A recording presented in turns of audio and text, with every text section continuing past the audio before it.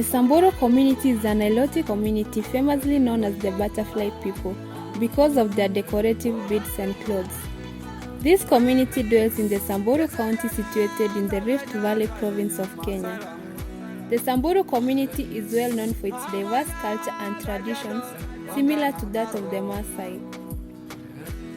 This community's culture is changing gradually and the original culture has been forgotten.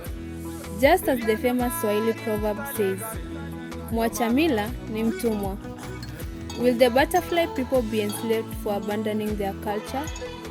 In the process of quenching my thirst for information, I visited Ntashata village. Here, I meet a woman who is more than 100 years old, and she tells me the story about the community's background. What is the origin of the Samburu community? There are those who originate from the Borana and others originate from the Rendile community. For example, my family descended from the Rendile. What was the means of livelihood of the Samburu community in the earlier years? When they wanted to recruit soldiers for the army back then, the Moran ran away to hide in the forest so that they don't work. And what do we call these ornaments on your ears? Surutia, and we also have others which are called urauri that are placed here. People also wear them during circumcision ceremonies, and that is how we used to live. How about the ornaments on your hands? What do they represent? On the day you are circumcised, they put this ornament in your wrists. You are not allowed to remove it. You see, this ornament, it represents riches. You will never lack cows while you have it in your wrist. When milking the cow, it is important to wear it. And are you not allowed to remove it? Yes, it is sacred and only people who work are allowed to remove it. And for girls, we have ornaments that are worn. And when they get married, they are given such ornaments for the wrist that are lined from here to here. Doesn't that make the hand thinner? Obviously, yes. Flesh cannot grow in the part where they are placed. That used to be the Samburu.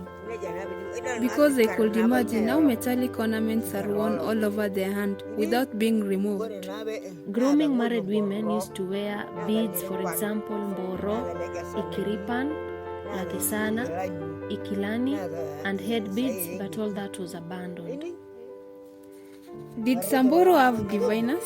There was a family called Lesepen who lived in Nyiro. He used to communicate with God.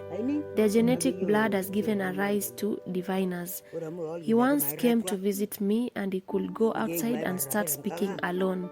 You will think that he is speaking with someone, but he talks to the stars.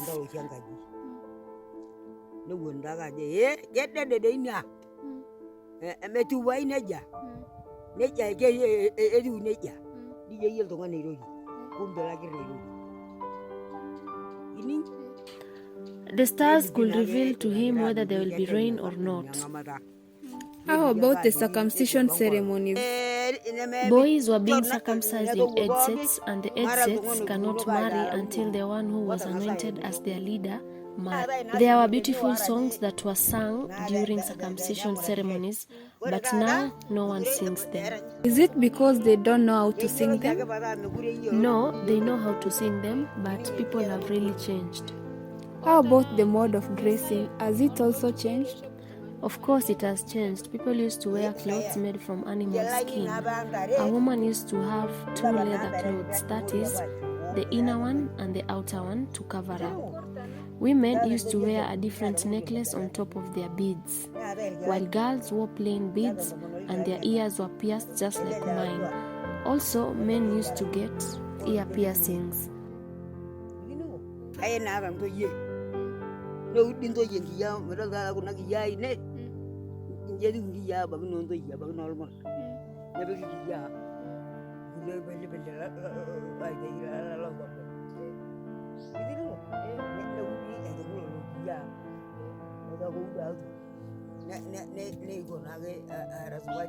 When you see men and women back then, they really looked so good.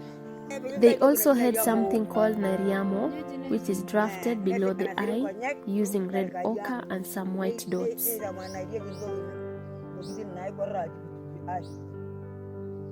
Did the Samburu used to pray anywhere, or where do they go to worship? They go to the mountains and sacred trees. How did the Samburu know that some trees are sacred? That I don't know, but I was raised knowing that a tree named Seipei is sacred. When people go to remove the bark of the mugumu tree, they must carry milk to pour on the tree before removing its bark.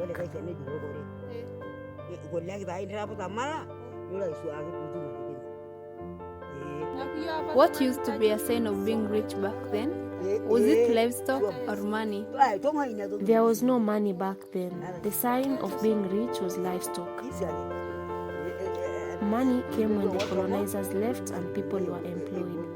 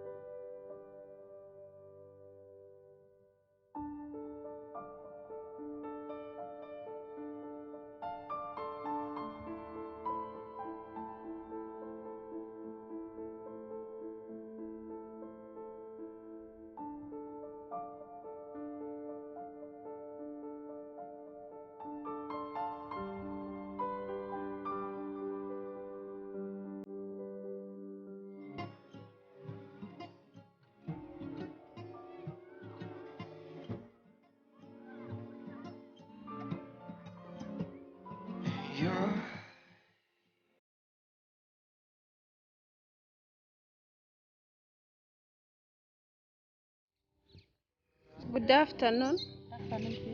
Kindly introduce yourself.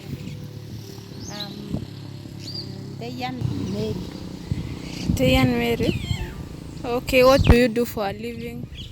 Are you a Samburu? Yes, I'm a Samburu. Yes. Working under the Department of Agriculture. Yes. And I'm educated. Yes. And I am a modern woman. Yes. In Samburu. Yeah. So what do you do for a living? Oh, you work as under the Department of Agriculture. Yes. And for my living, yes, I'm doing farming. Yes.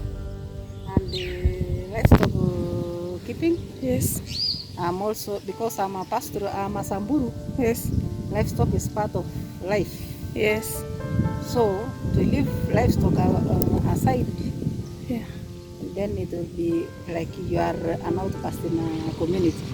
Yes. So I balance both, yeah, modern and culture. So do you still follow the traditional way of doing things? I follow some. Yes. The good ones, but the bad ones I have left. Which are the good ones? The good ones are that I'm keeping livestock. Yes. I live with the community, yeah, in harmony. Yeah. I do farming as a normal housewife. Yes.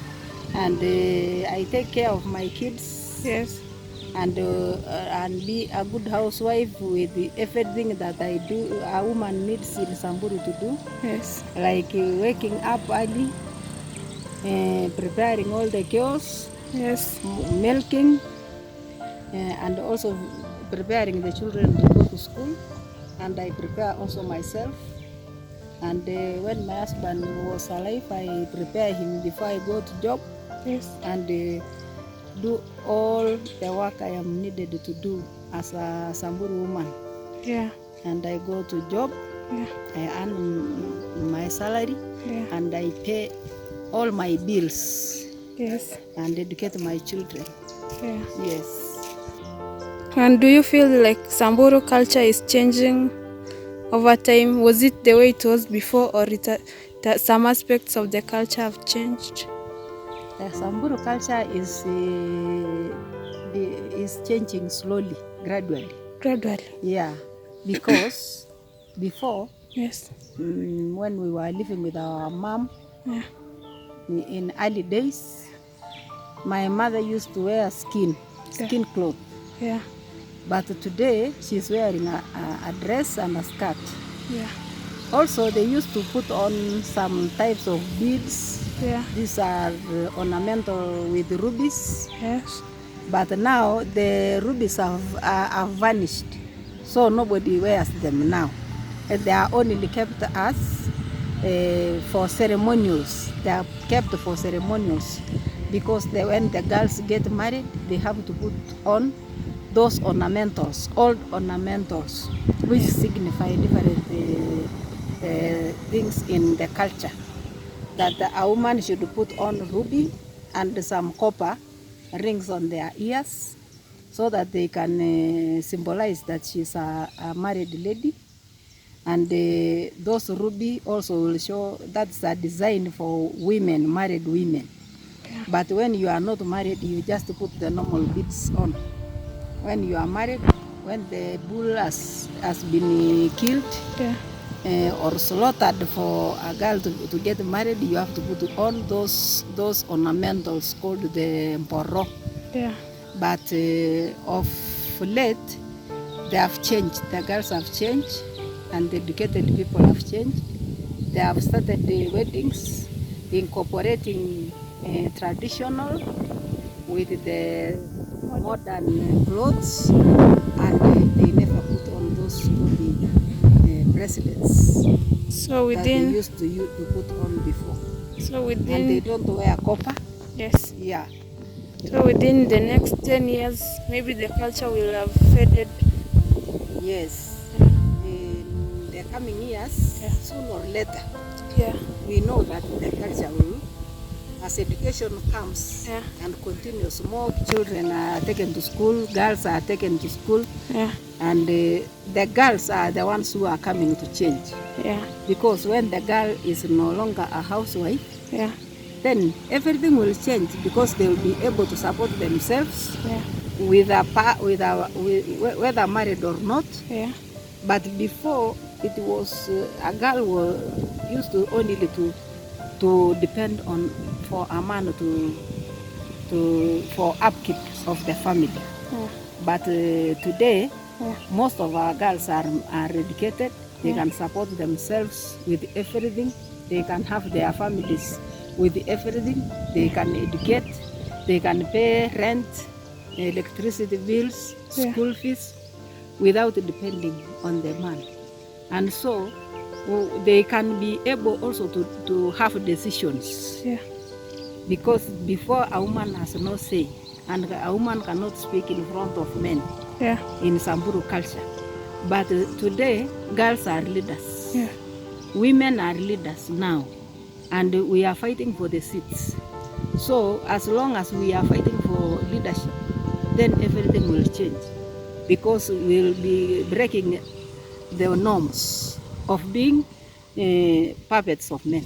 Yeah. Yes. So in short, women are changing the Samburu culture. Yeah, the women are educated, girls are taken to school, Yes. and because before, Yeah. only boys went to school.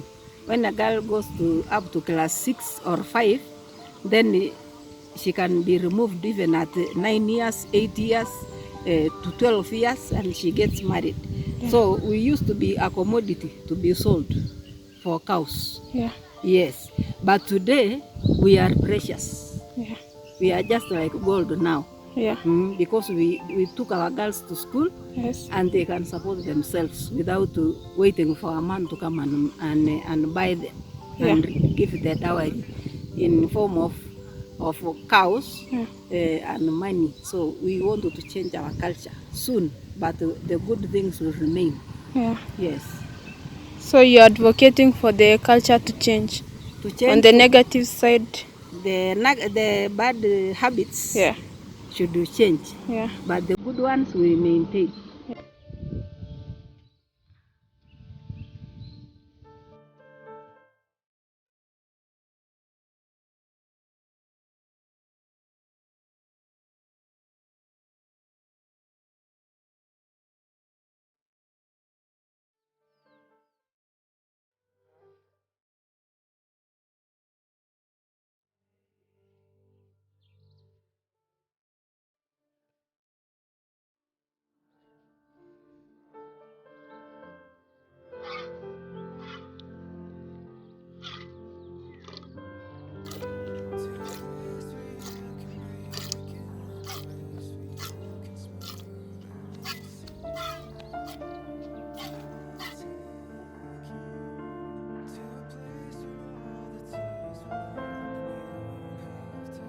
kindly introduce yourself to the audience? Who are you and who you were before?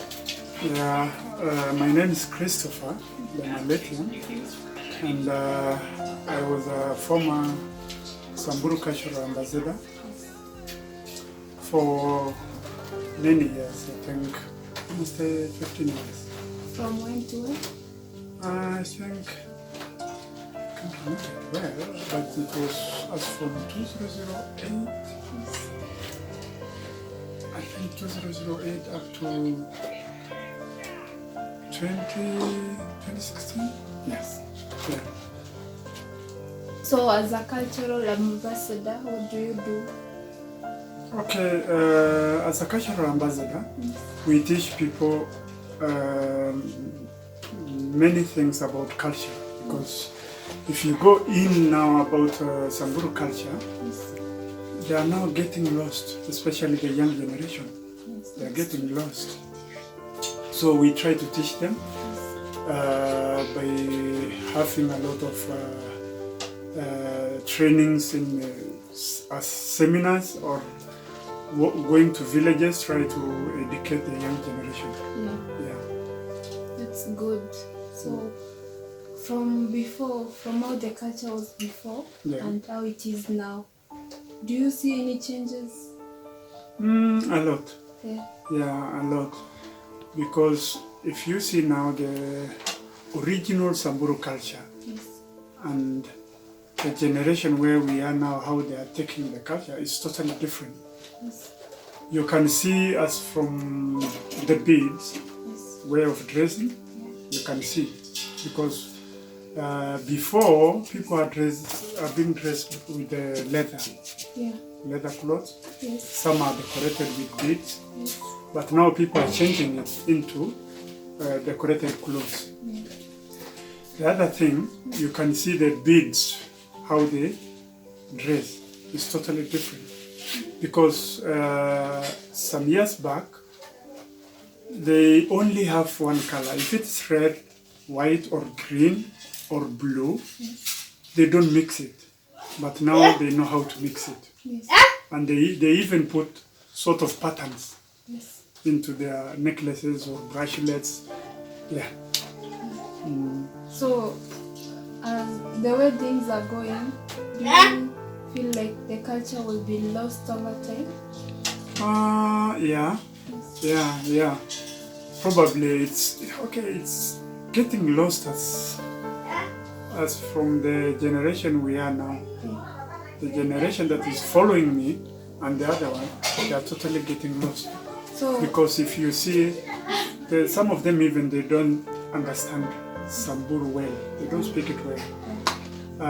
They can't explain things in dialogue. Yeah, so if you see, mostly they're getting lost. So, in future, there's a possibility that Samburu culture will be a culture again, like well-known culture like the Maasai, so it will be lost like other communities in Kenya?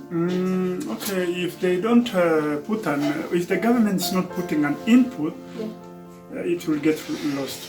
And that's why when I was a Samburu cultural ambassador, we tried to make sure the culture is not lost. We try to modernize it. I think you can see us from how they use weddings. They are now modernizing weddings. They are combining Christianity and traditionally. Yeah. You can see how they dress. It's totally different. They are modernizing everything. Hairstyle, beads, and dress, and shoes too. Yeah, they are trying to modernize everything. So if they try to modernize it, I don't think if it's going to be forgotten or to be lost. So what measures do you think that should be put in place so that the culture will be preserved? Okay, there are many things that they are needed to be supported. There are many. not one, not two, but in fact it needs funds to do it. Because when I was a cultural ambassador, I tried to look for funds. And that's why we had a camel derby, we had a traditional or cultural exchange with the others. So we try to see what are the challenges. But there are many, but the government, in fact, the Ministry of Social Services has to do a lot so the culture will not get lost. Yeah. Okay, thank you for that. So, in short, you mean that the challenges facing Samburu culture, once the measures have been put in place to prevent these challenges, the culture will be preserved. Yeah, it will be preserved and it will be left to other generations.